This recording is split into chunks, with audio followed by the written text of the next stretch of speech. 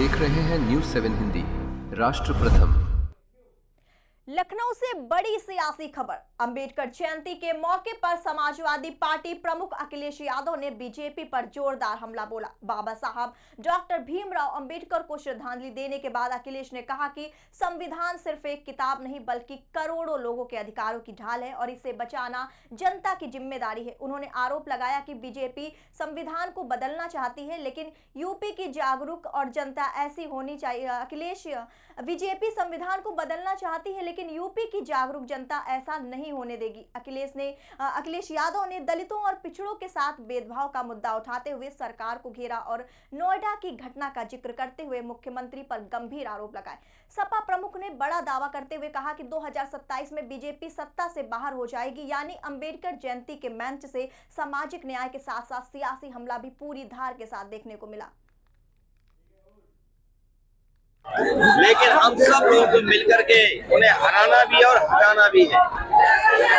ये बाबा साहब भीमराव अम्बेडकर जी का संविधान केवल कागज नहीं है, वो लोहे की तलवार है जो समय समय पर हमें सम्मान दिलाने का काम करती है। संविधान हमारे लिए ढाल है, संविधान हमारी संजीवनी है, संविधान हमें न्याय दिलाता है। संविधान बाबा साहब का वो है जो हमें आगे बढ़ने का और बराबरी का मौका देता है। संविधान हमारा रक्षक है और संविधान के लिए हम लोग लगातार बचाने के लिए बाबा साहब भीमराव अम्बेडकर जी के सिद्धांतों को आगे बढ़ाने का काम करेंगे। नोएडा में इस तरह से वहाँ पे आंदोलन किया, अब एसटीएफ को जांच सौंपी गई है, कमेटी बना दी गई है।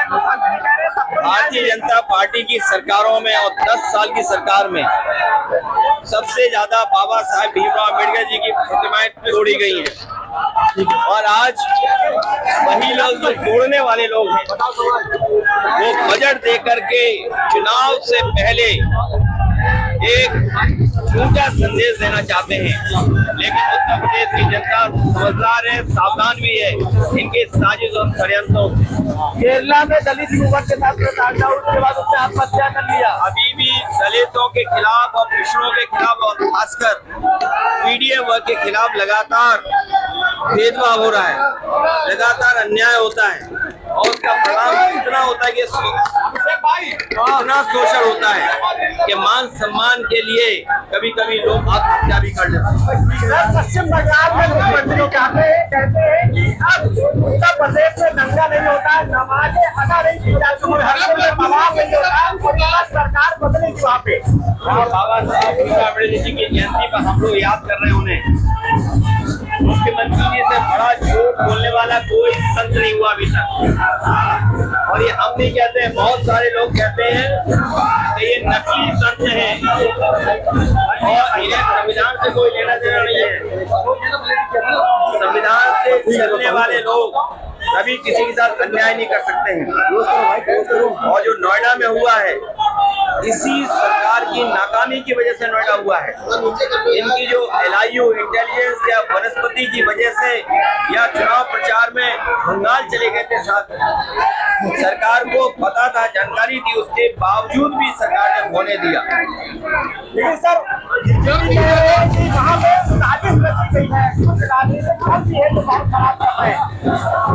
और अगर साजिश इतनी बड़ी हो गई है तो इसके लिए मुख्यमंत्री जिम्मेदार हैं। अगर अधिकारी ये बात कह रहे हैं तो अधिकारियों को ऊपर कौन बैठा है?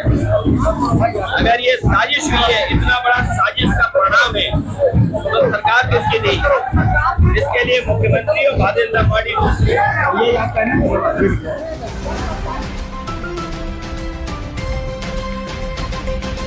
आप देख रहे हैं न्यूज़ 7 हिंदी, राष्ट्र प्रथम।